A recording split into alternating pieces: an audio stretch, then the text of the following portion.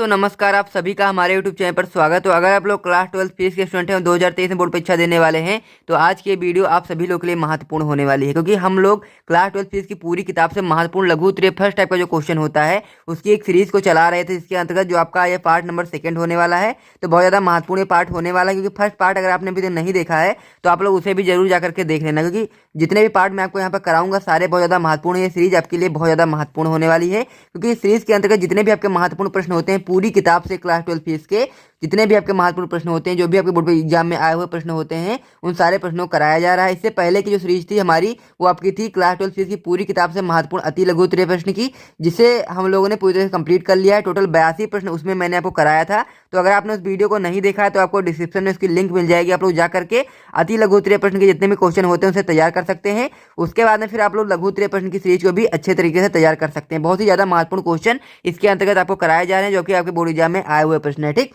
तो जो पहला पार्ट था उसमें बहुत सारे क्वेश्चन को हम लोग ऑलरेडी डिस्कस कर चुके थे, और आज आपका पार्ट नंबर 2 होने वाला है, जो बहुत ज़्यादा महत्वपूर्ण होने वाला है। ठीक, तो पहला पार्ट भी आप लोग जरूर देखिएगा, क्योंकि बहुत ज़्यादा महत्वपूर्ण क्वेश्चन हम लोग इस सीरीज के अंतर्गत कर रहे थे। और साथ ही में आपका दीर्घ उत्तरीय प्रश्न की भी सीरीज स्टार्ट हो चुकी है, तो अगर आपने उसे नहीं देखा है तो आप लोग उसे भी जाकर के देख सकते हैं। और साथ ही में कमेंट के द्वारा हमें बता सकते हैं कि और क्या क्या चीज़ आपको चाहिए, आप लोग कमेंट के द्वारा बता सकते हैं, उस पर भी काम किया जाएगा।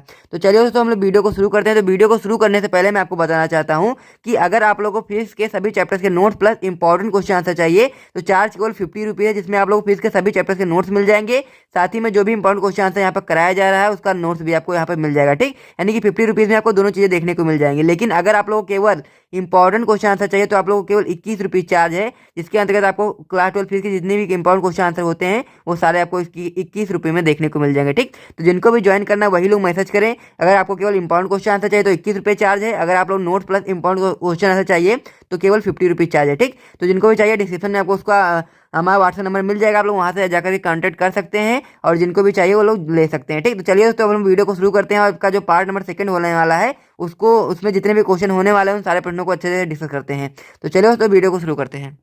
लघु उत्तरीय में जो आपका प्रश्न नंबर 8 होने वाला है वो आपका है, किसी आवेशित चालक की स्थितिज ऊर्जा के लिए व्यंजक U बराबर हाफ CV स्क्वायर अथवा 1/2 Q स्क्वायर अपान C प्राप्त कीजिए, जहां पर C क्या है, चालक की धारिता है, Q क्या है, चालक पर आवेश, तथा B उसका विभव है। ठीक है, ये आपकी बोर्ड परीक्षा में 2016 में और 11 में 2 बार पूछा गया प्रश्न, महत्वपूर्ण प्रश्न। इस जो आपका जो ये बनता है आपका व्यंजक, इस पे सवाल भी आते हैं। ठीक है, तो आपको इसका व्यंजक कैसे मिलेगा ये भी आपको पता होना चाहिए, साथ में आपको इसका फॉर्मूला आपको याद होना चाहिए। तो हम लोग पहले क्या देखेंगे, हम लोग देखेंगे पहले क्या होता है वैद्युत स्थित ऊर्जा, उसके बाद हम लोग उसका व्यंजक कैसे प्राप्त करेंगे वो भी हम लोग देखेंगे। तो पहले हम लोग देखते हैं क्या होता है वैद्युत स्थित ऊर्जा। देखिए, किसी चालक को आवेशित करने में किया गया कार्य क्या होता है, उसमें वैद्युत स्थित ऊर्जा ने इलेक्ट्रिकल पोटेंशियल एनर्जी के रूप में संचित हो जाता है। जो आपका क्या होता है, देखिए किसी चालक को आवेशित करने में किया गया कार्य उसमें वैद्युत स्थित ऊर्जा के रूप में संचित रहता है। ये आपका क्या होता है, इलेक्ट्रिकल पोटेंशियल एनर्जी होता है। ठीक है, प्रारंभ में देखिए क्या होता है, प्रारंभ में किसी अनावेशित चालक पर जो आवेश होता है उसकी मात्रा क्या होती है, शून्य होती है।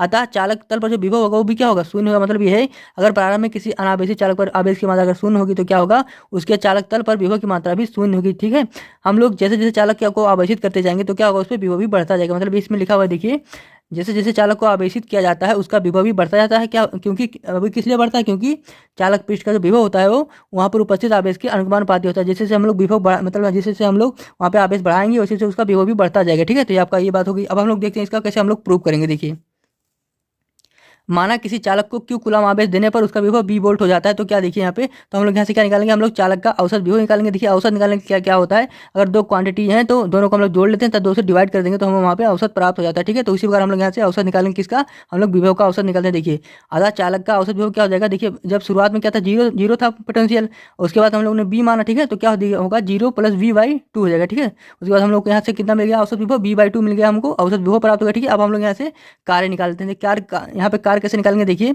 चालक को आवेशित करने में जो किया गया कुल कार्य क्या होता है, वो आवेश गुणे औसत विभव के बराबर होता है। ठीक है, यहाँ पे देखिए लिखा हुआ W बराबर यानी कार्य बराबर आवेश गुणे औसत विभव। आवेश आपका कितना है, Q है। ठीक है, आपका औसत विभव कितना है, B/2 है। तो क्या हो जाएगा 1/2 QB आपका क्या आ गया, आपको यहाँ से कार्य आ गया। ठीक है, अब हम लोग आगे देखते हैं। देखिए क्या होता है कि जो यही जो कार्य होता है क्या होता है, यही कार्य जो होता है आवेशित चालक के पृष्ठ पर स्थितिज ऊर्जा के रूप में संचित रहता है। ठीक है, जो ये कार्य होता है आपका यही क्या होता है, आवेशित जो चालक होता है उसके पृष्ठ पर स्थित ऊर्जा के रूप में संचित रहता है। ठीक है, अब यहाँ से हम लोग आगे देखते हैं। देखिए अतः चालक की जो स्थित ऊर्जा क्या हो जाएगी, U बराबर हाफ QB हो जाएगी। ठीक है, आपने एक फार्मूला पढ़ा होगा V बराबर Q/C होता है। ठीक है, तो अगर हम लोग इस फार्मूला को मॉडिफाई करें तो क्या हो जाएगा, Q बराबर, देखिए इसको अगर हम लोग इधर लेके जाते हैं तो क्या हो जाएगा, Q बराबर CV आपका हो जाएगा। ठीक है, देखिए अब हम लोग इसकी Q की वैल्यू यहाँ पे हम इस फार्मूले में U बराबर हाफ QB में रखते हैं तो क्या मिलेगा हमें, देखिए क्या हो जाएगा u बराबर 1/2, जहाँ पे हम लोग का q है वहाँ पे हम लोगों ने cb रख दिया, क्या सी बी इंटू वी, तो क्या हो जाएगा देखिए 1/2 c और वी इंटू वी का स्क्वायर हो जाएगा, तो क्या हो जाएगा 1/2 cb स्क्वायर हो जाएगा। ठीक है, अब हम लोग देखिए जहाँ पे आपका v है वहाँ पे हम लोग क्या रख देंगे, वहाँ पे हम लोग रख देंगे q/c रखेंगे, तो ये क्या हो जाएगा u बराबर 1/2, यहाँ पे जब हम लोग q/c रखेंगे और ये q पहले से है तो क्या हो जाएगा q स्क्वायर/c हो जाएगा। ठीक है, ये आपका हो गया। तो आपके दो फार्मूले बन के कौन कौन सा, 1/2 cb स्क्वायर और एक आपका 1/2 q²/c स्क्वायर। ठीक है, तो हम लोग तीनों फार्मूलों को एक साथ लिखते हैं। देखिए तो क्या हो जाएगा u बराबर 1/2 qb या 1/2 cb स्क्वायर या 1/2 q²/c, ये तीनों क्या होते हैं, इलेक्ट्रिकल पोटेंशियल एनर्जी के फार्मूले होते हैं। ठीक है, तो ये आपका हो गया। देखिए यहाँ पे क्या है, देखिए यहाँ पे जो q है क्या है, वो कूलाम में मतलब आवेश है। ठीक है, जो b है बोल्ट में है। ठीक है, तो जो c है वो फैरेड है, जो धारिता है उसकी है फैरेड में। ठीक है, तो ऊर्जा क्या होगी u यानी जूल में होगी। ठीक है, तो ये आपका क्या होगा, आपका होगा इलेक्ट्रिकल पोटेंशियल एनर्जी का आपका जो है व्यंजक हमें प्राप्त होगा। ठीक है, इसे आप लोग नोट कर लीजिए। उसके बाद हम लोग बढ़ेंगे अपने अगले प्रश्न की तरफ। जो अगला प्रश्न, प्रश्न नंबर 9 क्या है, देखिए इसमें आपसे पूछ रहा है कि एल लंबाई तथा डी व्यास के चालक के सिरों के बीच वी विभवांतर आरोपित किया जाता है, तो चालक में वैद्युत क्षेत्र ई तथा प्रतिरोध आर किस प्रकार प्रभावित होते हैं। जबकि इसमें कहा गया है कि अगर हम लोग बी को आधा कर दें या डी को हम लोग डी यानी व्यास को दोगुना कर दें तो क्या प्रभाव पड़ेगा।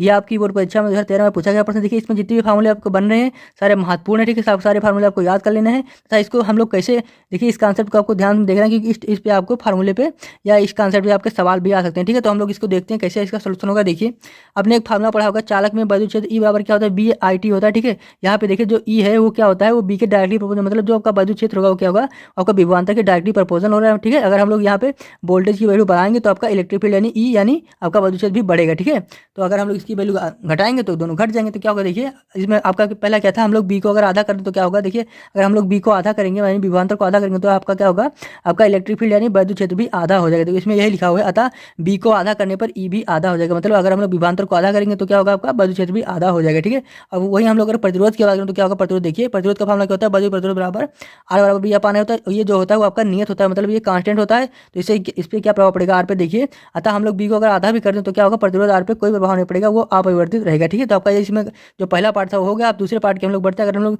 डी यानी व्यास को दोगुना कर दें तो क्या प्रभाव पड़ेगा। देखिए आपका इसमें आगे हम लोग देखते हैं, अगर हम लोग व्यास डी को दोगुना करते हैं तो क्या होगा, आपका वैद्युत क्षेत्र यानी इलेक्ट्रिक फील्ड पे कोई प्रभाव नहीं पड़ेगा।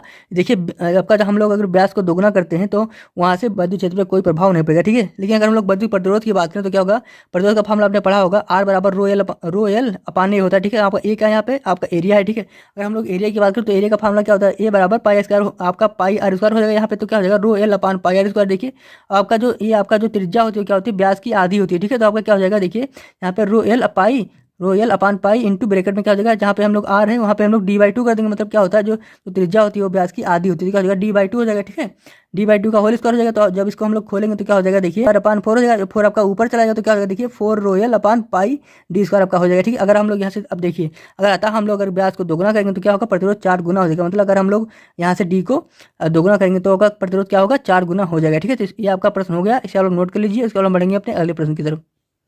प्रश्न नंबर 10 क्या, देखिए इसमें आपसे पूछा है कि किसी सेल के विद्युत वाहक बल तथा इसके सिरों के बीच विभवांतर, जिसे हम लोग टर्मिनल विभवांतर के भी कहते हैं, में अंतर स्पष्ट कीजिए। आपकी बोर्ड परीक्षा में 17 में 15 में और 13 में पूछा गया प्रश्न, महत्वपूर्ण प्रश्न है। इस प्रश्न की आपकी बोर्ड परीक्षा में आने की संभावना बन रही है, क्योंकि देखिए हो सकता है कि आपसे विद्युत वाहक बल के बारे में अलग से पूछ लिया जाए या विभवांतर के बारे में अलग से पूछ लिया जाए, या दोनों को एक साथ करके भी अंतर पूछ सकते हैं। ठीक है, तो आपको यहाँ से आपके 3 प्रश्न तैयार हो जाएंगे। ठीक है, तो पहले हम लोग दोनों के बीच में अंतर देखते हैं क्या होता है। देखिए आपका विद्युत वाहक बल का जो पहला पॉइंट है, देखिए क्या है कि विद्युत वाहक बल का जो मान होता है सेल के दोनों सिरों के मध्य विभवांतर की तुलना में अधिक होता है। जबकि अगर हम लोग विभवांतर की बात करें तो क्या होता है, देखिए बंद परिपथ में जब सेल से धारा प्राप्त की जाती है तो सेल के दोनों सिरों के मध्य विभवांतर का मान क्या होता है, सेल के विद्युत वाहक बल की तुलना में कम होता है। मतलब ये है कि जो देखिए आपका जो विद्युत वाहक बल होता है वो क्या होता है, वो देखिए विद्युत वाहक बल का मान सेल के दोनों सिरों के मध्य विभवांतर की तुलना में अधिक होता है, जबकि इसका मान क्या होता है, विभवांतर का कम होता है। ठीक है, अब हम लोग दूसरे पॉइंट की बात करें तो क्या होता है, देखिए खुले परिपथ में सेल के सिरों के मध्य विभवों का अंतर ही सेल का विद्युत वाहक बल कहलाता है। जो इसकी डिफिनेशन क्या होती है, खुले परिपथ में सेल के सिरों के मध्य विभवों का अंतर ही सेल का विद्युत वाहक बल कहलाता है। जबकि अगर हम लोग विभवांतर की बात करें तो क्या होता है, देखिए बंद परिपथ में सेल के सिरों के मध्य विभव का अंतर ही सेल का विभवांतर कहलाता है। मतलब ये खुले परिपथ के लिए होता है विद्युत वाहक बल, और ये विभवांतर बंद परिपथ के लिए होता है। ठीक है, तो ये आपके 2 अंतर हो गए। अब हम लोग इसका तीसरा अंतर देखते हैं क्या है। देखिए आपका जो तीसरा अंतर है इसमें, देखिए आपका ये है कि देखिए किसी सेल का विद्युत वाहक बल क्या होता है, वो बाह्य परिपथ के प्रतिरोध पर निर्भर नहीं करता है, यह सेल के प्रकार पर निर्भर करता है। मतलब यह जो आपका विद्युत वाहक बल होता है क्या होता है, वो बाह्य परिपथ के प्रतिरोध पर निर्भर नहीं करता है, या सेल के प्रकार पर निर्भर करता है। जबकि हम लोग अगर विभवांतर की बात करें तो क्या होता है, या बंद परिपथ में विभवांतर का मान परिपथ के दोनों बिंदुओं के मध्य प्रतिरोध के समानुपाती होता है। इसमें क्या होता है, वो प्रतिरोध के समानुपाती होता है। ठीक है, इसमें निर्भर करता है जबकि इसमें निर्भर नहीं करता है। ठीक है, अब हम लोग चौथे पॉइंट की बात करें तो क्या होगा, देखिए वैद्युतवाहक बल क्या होता है, किसी सेल में आवेशिक गमन में किए गए कार्य को व्यक्त करता है। जबकि अगर हम लोग विभवांतर की बात करें तो क्या होता है, विभवांतर शब्द होता है वैद्युत परिपथ के किन्हीं दो बिंदुओं के मध्य मापन के लिए प्रयोग किया जाता है। ठीक है, एक बार हम लोग इसको चौथा पॉइंट फिर से देखते हैं क्या होता है। देखिए, जो वैद्युतवाहक बल होता है वो किसी सेल में आवेशिक गमन में किए गए कार्य को व्यक्त करता है। जबकि विभवांतर क्या होता है, विभवांतर शब्द होता है वो वैद्युत परिपथ के किन्हीं दो बिंदुओं के मध्य मापन के लिए प्रयुक्त किया जाता है। ठीक है, तो आपका ये दोनों में अंतर होगा, इसे आप लोग नोट कर लीजिए। इसके बाद हम बढ़ेंगे अपने अगले प्रश्न की तरफ। आपका जो अगला प्रश्न, प्रश्न नंबर 11 क्या है, देखिए इसमें हमसे पूछ रहा है कि चुंबकशीलता म्यू नॉट तथा वैद्युतशीलता ई नॉट में संबंध स्थापित कीजिए। यह आपकी बोर्ड परीक्षा में 16 में, 13 में और 10 में पूछा गया प्रश्न, महत्वपूर्ण प्रश्न है। ठीक है, दोनों में क्या रिलेशन होता है, दोनों का फॉर्मूला क्या बनता है आपको पता होना चाहिए, क्योंकि इस पर न्यूमेरिकल भी कभी कभी आते हैं। ठीक है, तो आपको पता होना चाहिए। ठीक है, तो हम लोग को यहाँ पे क्या बताना है, हमको बताना है चुंबकशीलता तथा वैद्युतशीलता में क्या संबंध होता है। ठीक है, उसे हम लोग को बताना है। ठीक है, अब हम लोग इसका सोल्यूशन कैसे करेंगे, आइए देखते हैं। देखिए, हम लोग को पता है कि चुंबकशीलता म्यू नॉट बराबर क्या होता है, 4 पाई × 10⁻⁷ होता है। इसका फॉर्मूला क्या होता है म्यू नॉट का, 4 पाई × 10⁻⁷ होता है। इसका जो आपका मात्रक क्या होता है, न्यूटन/एम्पीयर² होता है। ठीक है, तो ये मात्रक भी यहाँ पे लिखा हुआ है। ठीक है, अब हम लोग बात करें, अगर देखिए आपने पढ़ा होगा 1/4 पाई एप्सिलॉन की वैल्यू कितनी होती है, 9 × 10⁹ होती है। ठीक है, अगर इस यहाँ से हम लोग अगर एप्सिलॉन की वैल्यू निकालेंगे तो क्या हो जाएगा, तो एप्सिलॉन बराबर क्या हो जाएगा 1/, देखिए या ये जो है आपका इसको इधर ले आइए और आपको इसको इधर ले आइए तो क्या हो जाएगा, म्यू नॉट बराबर 1/4 पाई × 9 × 10⁹ ठीक है, और इसका मात्रक क्या होता है coulomb square upon newton × metre square. ठीक है, ये आपका हो गया। अब हम लोग क्या करते हैं, म्यू नॉट को यानी चुंबकशीलता को तथा वैद्युतशीलता को जब हम मल्टीप्लाई करेंगे तो क्या होगा, देखिए म्यू नॉट इंटू एप्सिलॉन क्या हो जाएगा। देखिए देखिए म्यू नॉट की वैल्यू कितनी दी हुई है, 4 पाई × 10⁻⁷, इसको हम लोग यहाँ पर रख देंगे। साथ में आपका एप्सिलॉन की वैल्यू कितनी है, 1/4 पाई 9 × 10⁹ ठीक है, इसको हम लोग यहाँ रख देंगे तो क्या हो जाएगा, 4 पाई से 4 पाई आपका कैंसिल हो जाएगा। देखिए, ठीक है, उसके बाद में देखिए जो आप 10⁻⁷ है ऊपर माइनस में नीचे आएगा तो क्या प्लस में हो जाएगा, तो क्या हो जाएगा 9 7 कितना 16 हो जाएगा, तो क्या हो जाएगा देखिए 9 × 10⁻16 हो जाएगा। ठीक है, तो आप लोग को पता होगा कि अगर इसको हम लोग चाहें तो इस पर लिख सकते हैं। देखिए, अगर हम लोग चाहें तो आपका देख सकते हैं 3 × 10⁸ का होल स्क्वायर कर देंगे, तो आप जब इसको खोलेंगे तो क्या 3 3 का 9 होगा, और 10⁸ का जब हम लोग स्क्वायर करेंगे तो क्या होगा 10⁻16 हो जाएगा। ठीक है, तो अब आपको ये पता होगा कि जो 3 × 10⁸ होती है वो क्या होती है, प्रकाश का वेग का जो प्रकाश का वेग होता है कितना होता है, 3 × 10⁸ आपका प्रकाश का वेग की वैल्यू होती है। ठीक है, तो यहाँ पे हम लोग क्या लिख सकते हैं, 3 × 10⁸ के स्थान पे हम लोग सी लिख सकते हैं। ठीक है, तो आपका क्या हो जाएगा 1/c का होल स्क्वायर हो जाएगा। तो आपका जो दोनों में रिलेशन बनेगा क्या होगा, म्यू नॉट × एप्सिलॉन बराबर, तो आपका जो रिलेशन बनेगा क्या बनेगा, म्यू नॉट × एप्सिलॉन बराबर 1/c²। आपका दोनों के बीच में रिलेशन बनेगा, मतलब ये है कि चुंबकशीलता तथा वैद्युतशीलता में क्या रिलेशन है, ये आपका हो गया म्यू नॉट एप्सिलॉन बराबर 1/c² आपका रिलेशन बनता है। ठीक है, यहाँ पे सी क्या है, प्रकाश का वेग है। ठीक है, तो आपका ये हो गया प्रश्न, इससे आप इसका सोल्यूशन हो गया, इसे आप लोग नोट कर लीजिए। उसके बाद हम लोग बढ़ेंगे अपने अगले प्रश्न की तरफ। महत्वपूर्ण प्रश्न है, प्रश्न नंबर 12 देखिए, इससे आपसे पूछ रहा है कि चुंबकत्व का परमाणु मॉडल क्या होता है। ये आपकी बोर्ड परीक्षा में और 10 में, 17 में और 7 में 3 बार पूछा गया प्रश्न, महत्वपूर्ण प्रश्न है। हो सकता है कि आपकी बोर्ड परीक्षा में यह प्रश्न आपको देखने को मिल जाए। ठीक है, तो आपको इसको ध्यान से देखना है तथा अपनी कॉपी में नोट कर लेना है, साथ में आपको इसको याद भी कर लेना है। ठीक है, तो आइए हम लोग जानते हैं क्या होता है चुंबकत्व का परमाणु मॉडल। देखिए, पदार्थ का प्रत्येक जो परमाणु होता है क्या होता है, एक छोटे चुंबक की भांति व्यवहार करता है। इसमें देखिए ये लिखा हुआ है, पदार्थ का प्रत्येक परमाणु एक छोटे चुंबक की भांति व्यवहार करता है। ठीक है, और जो देखिए परमाणु में उपस्थित जो इलेक्ट्रॉन होते हैं वो कक्षीय परिक्रमण करते हैं तथा चक्रण के कारण ही परमाणु में जो चुंबकीय आघूर्ण उत्पन्न होता है वो इलेक्ट्रॉन के कक्षीय परिक्रमण तथा चक्रण के कारण ही उत्पन्न होता है। देखिए इसमें लिखा हुआ है, परमाणु में उपस्थित इलेक्ट्रॉनों के कक्षीय परिक्रमण तथा चक्रण के कारण ही परमाणु में चुंबकीय आघूर्ण उत्पन्न होता है। मतलब जो चुंबकीय आघूर्ण उत्पन्न होता है किसके कारण उत्पन्न होता है, इलेक्ट्रॉनों के कक्षीय परिक्रमण तथा चक्रण के कारण। ठीक है, तो अब हम लोग आगे देखते हैं इसमें आगे क्या लिखा है। देखिए, चुंबकत्व के परमाणु मॉडल में इलेक्ट्रॉन के कक्षीय परिक्रमण तथा चक्रण को ही पदार्थ में चुंबकत्व का मूल कारण माना जाता है। चुंबकत्व का मूल कारण क्यों माना, क्योंकि चुंबकत्व के परमाणु मॉडल में इलेक्ट्रॉन के कक्षीय परिक्रमण तथा चक्रण को ही हम लोग पदार्थ में चुंबकत्व का मूल कारण माना जाता है। ठीक है, लेकिन एक बात और है, देखिए लेकिन परमाणु में जो चुंबकीय आघूर्ण का अधिकांश भाग होता है वो क्या होता है, इलेक्ट्रॉन के चक्कर से ही उत्पन्न होता है। देखिए, परमाणु में चुंबकीय आघूर्ण का अधिकांश भाग कहाँ से आता है, इलेक्ट्रॉन के चक्कर से ही उत्पन्न होता है। ठीक है, तो इसी आधार पर हम लोग विभिन्न पदार्थों के चुंबकत्व की हम लोग व्याख्या कर सकते हैं। ठीक है, तो ये आपका हो गया प्रश्न नंबर 12, इसे आप लोग नोट कर लीजिए, ये आपका बहुत ही महत्वपूर्ण प्रश्न था। उसके बाद हम लोग बढ़ेंगे अपने अगले प्रश्न की तरफ। महत्वपूर्ण प्रश्न है, प्रश्न नंबर 13 देखिए, इसे हमसे पूछ रहा है कि एक समतल वृत्ताकार कुंडली के लिए स्वप्रेरण गुणांक का सूत्र निगमित कीजिए।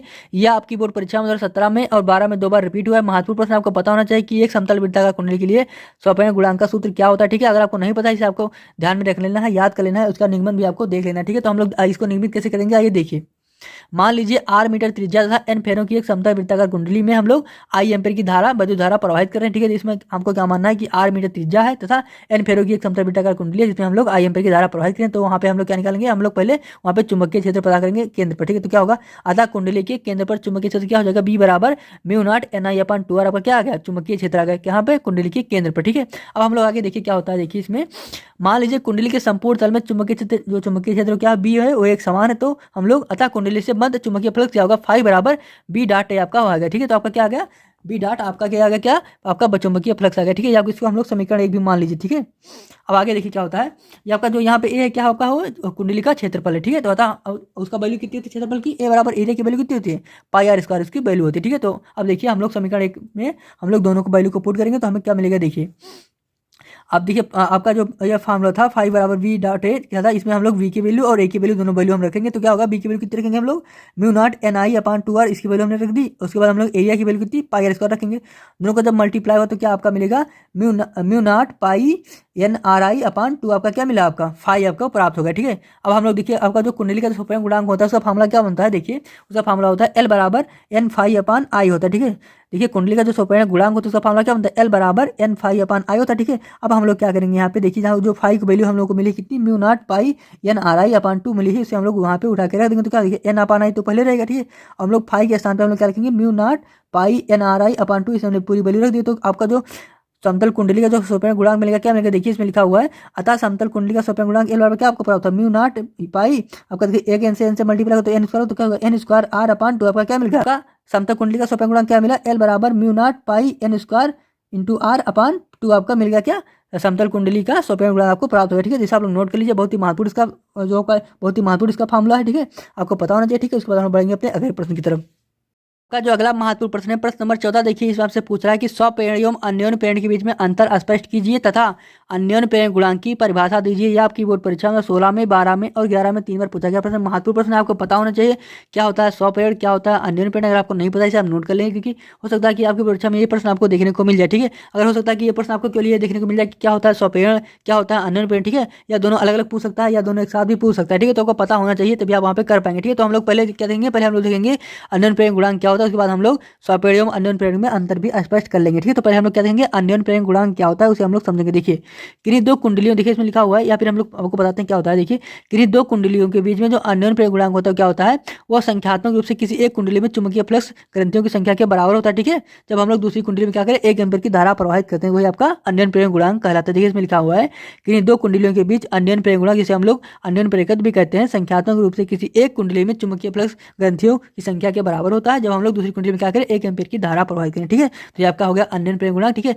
इसका अगर हम उदाहरण की बात करें तो देखिए इसका उदाहरण क्या होता है, इसका व्यवहारिक उदाहरण होता है ट्रांसफार्मर की जो कारण प्रणाली होती है आपका अन्योन्य प्रेरण गुणांक पे आधारित होती है। ठीक है, तो ये आपका हो गया अन्योन्य प्रेरण गुणांक। अब हम लोग समझते हैं क्या होता है स्वपेरण और अन्योन्य प्रेरण में अंतर क्या होता है, वो हम लोग समझ लेते हैं। देखिए आगे